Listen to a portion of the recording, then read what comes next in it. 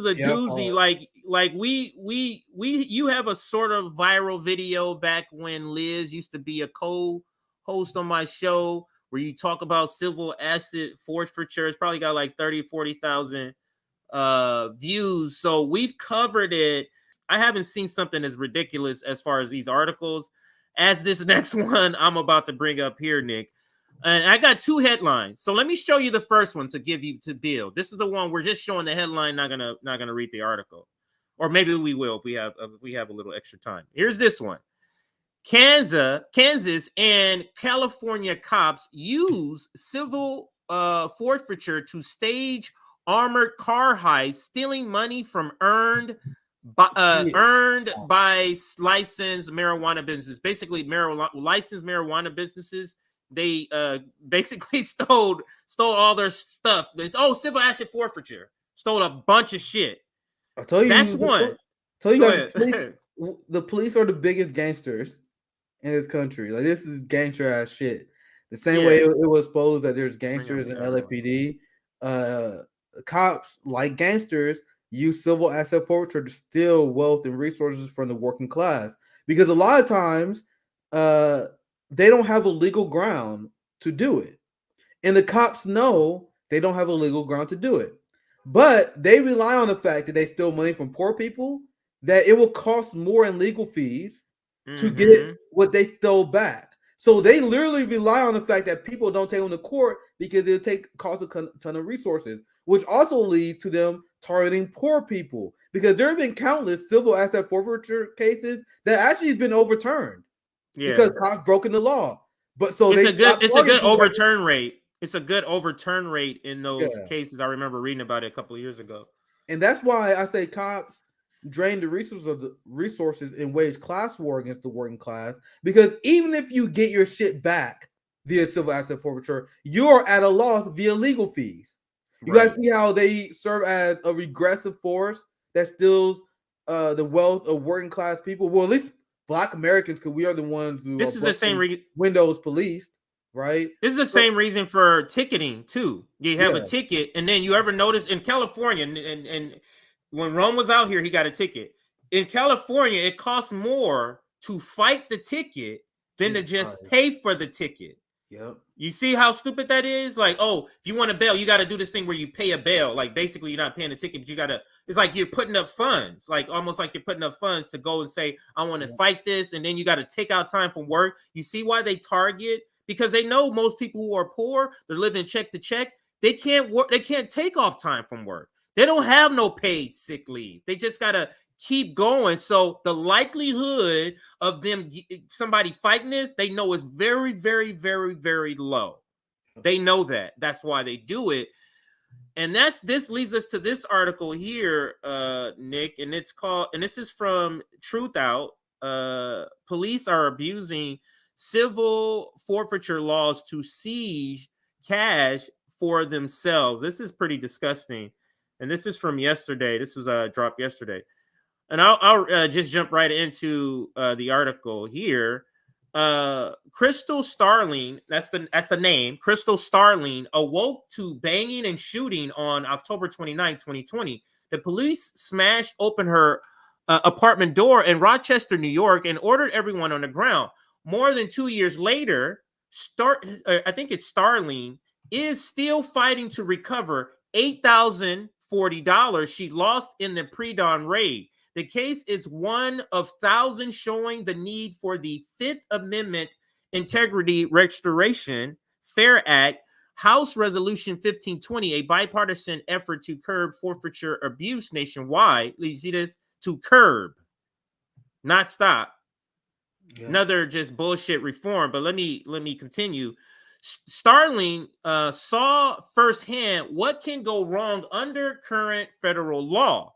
Officers with the Rochester Police Department came looking for her then boyfriend, who was suspected of selling drugs.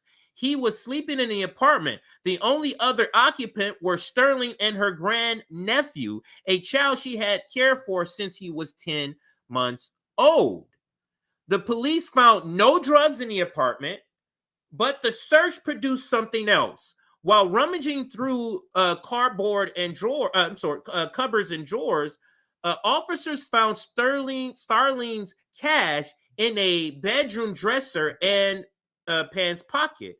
Starling, whom owns a hot dog stand, had earned the money through legal labor and was saving to buy a food truck.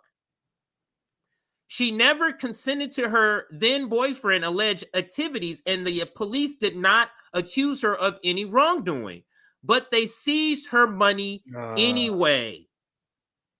Initially, Starling thought the setback would be temporary. Quote, "I hadn't done anything wrong," end quote, she told the Institute for Justice. Quote, "I wasn't arrested for anything. There was no charges brought upon against me, so I didn't see any reason why I wouldn't get my money back." Quote, and let me stop there. I would think the same thing.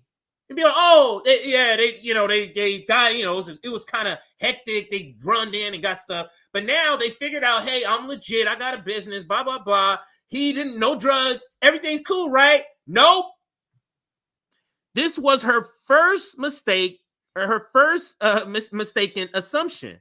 Through a process called civil forfeiture, the government can take and keep cash, cars, and other valuables without convicting anyone of a crime. We can tell me more. Too. Go ahead. Tell me more about how China and Russia are these unhinged authoritarian regimes. You guys, I stopped you there for a reason. I'm gonna read that part. Yeah, go ahead. Decolonize your mind and think about what kind of unhinged, psychopathic, authoritarian government this is. Through a process called civil asset forfeiture. Sorry, hold on. they went on to explain that the government can take your money and resources without charging you for a crime. My bad. But you think Stalin is authoritarian? You think there's no better example of that than this. This is capitalist dictatorship policy. Okay, here we go, right here. Now the logic, I don't know if they explain this in this article, but do you guys know the defense that police people give for civil asset forfeiture? Because they just explain the history of it. The police claim the reason why we keep civil asset forfeiture is because we want to seize the assets of people engaged in organized crime. That's the mindset. So yeah, that's the idea is when you do a drug bust, right? You take a ton of cocaine off someone. You want to take the money they got because they got the money through selling cocaine or through illegal means. That's the idea. That's how they defend it. By like, if someone committed murder and you see someone got a lot of resources, like, bro, he got these by ill-guided means. That's the faulty logic they use. So with that said, even if you buy that argument, why would they take it from her? Someone that they acknowledge is not part of the drug ring. Not that she's not guilty of a crime, but they still seize her assets. That shows that they're given reason, and this is shown by almost every case of civil asset forfeiture, is bullshit. The claim is it's used to stop kingpins from crime of developing, to hurt criminals financially, but that is literally not what happens. The majority of people who lose resources via civil asset forfeiture are not charged with a crime. You guys know that? Our friend Zoya's Life taught us that, right? Our friends at 10 Demands teach us that kind of stuff. I co-founded 10 Demands. I can speak on this all day, so I'll pass to CJ and I'll continue to argue because this is one of the things. Like, this is why I had a video I released on Twitter not too long ago. If you're weak on the issue of policing, you are not a populist. This whole thing about right-wing populism, what the fuck is that? I'm asking, what the fuck is right-wing populism? So you support the police and you're a populist? That's not how it works. Anyway, sorry, CJ, continue. No, that's spot on. And my apologies, y'all. I got mixed up on the article, but I found my spot. This was her first mistaken assumption. Through a process called civil asset forfeiture, the government can take and keep cash, cars, and other valuables without convicting anyone of a crime. The practice dates to medieval times, but was popularized and expanded in the United States as part of the war on drugs in the 1970s. Under modern rules, guilt or innocent can be irrelevant. The government pursues civil forfeiture against Starling's cash, even after a jury acquitted her then boyfriend due to lack of evidence. So the reason they were even there, Nick, The reason they even brought you there, that had fallen apart too. So go ahead. Yeah, that's the problem. So not only did she didn't do the crime, the person they accused of doing the crime wasn't convicted, was innocent because a lot. So that is so detached. That is so detached from wrongdoing. Not only are you not the party involved is innocent too, but they're still taking your shit. This is like one of the best examples of malicious intent regarding civil asset forfeiture. Go ahead, continue, CJ. And the thing is, she was trying to be a capitalist like y'all. She was just trying to aspire. Yep. She had a hot dog stand and she was saving for a truck to get bigger. Isn't that what capitalists want to have happen? Exactly. But let's continue. Property owners who face civil forfeiture must fund their own defenses, and Starling could not afford an attorney. She represented herself. Local officers had seized her cash, so she thought her legal battle would occur in her Monroe County under the New York law. This was her second mistake. Through a program called Equitable Sharing, created in 1984, state and local agencies can outsource civil forfeiture litigation to U.S. attorneys, Nick. These prosecutors use federal laws that offer property owners fewer protections than New York and many other states. They do that on purpose. Oh, you're going to try to fight back, you peasant? Yeah. Well, here, let the U.S. attorney pick this up. Take care of this. That's exactly what this is. Just disgusting. Let's continue. A couple of more paragraphs until I get to this one point I'm looking for. I think this is the second one here. The result is a massive loophole. Yes, this one. The result is a massive loophole in state law. If participating agencies don't like civil forfeiture reform where they live, they can partner with the federal government, Nick, and bypass them. So there's some reforms for civil asset forfeitures. We can just partner with the federal agencies and bypass this. Once the process ends, federal agencies take a cut from themselves and return the rest, up to 80% to their state. So they split it, Nick. Just like the good capitalists that they represent, they just split it. And I think we can kind of end it there. You get the gist of it. It just goes on. I just wanted to get to this last part, how they can just bypass any sort of local state reform that is passed to correct this. They fixed that too. You see the voting stuff that we say about this blue-red game? Jesus, that was a terrible. Oh, let me show you this. Just go ahead. I have another thing I want to add to the segment, but you can share your part. Actually, I showed you this first. I showed you the Kansas City, how they staged the forfeiture. Yeah. I already showed you that, so my bad. I already showed you that one. So go ahead. I have something else I want to add to the story as well, because I always got to say this. I actually had two quick things I think can go well with the story. Mm-hmm. Like you see this cultural war backlash that white America is having about critical race theory and the idea that there's institutional racism. Like Tucker Carlson mocks the idea every night. He's like, oh my God, there's no such thing. Institutional racism. Another thing is CRT. CRT, critical race theory, is about not focusing on individual racism. Like Timmy being an asshole, not really much you can do about it. The focus is institutional racism, which Republicans and the right claim do not exist. Now, civil asset forfeiture is the greatest example of institutional racism. So I know you guys probably watching this segment like, man, my God, this is crazy. Every time a civil asset forfeiture story comes, you probably think like, man, this is crazy. How is society allowing this to happen? How is society allowing the government to steal funds from people illegally despite them not committing a crime? Because they're doing it to black people. That's why. And this is a fact. This is a study. I wrote an op-ed about this. Come on. Goddamn website. Here it is.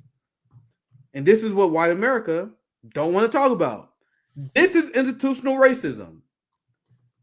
In civil asset forfeiture cases, black people are 65% of the civil asset forfeiture cases, despite being 13% of the population.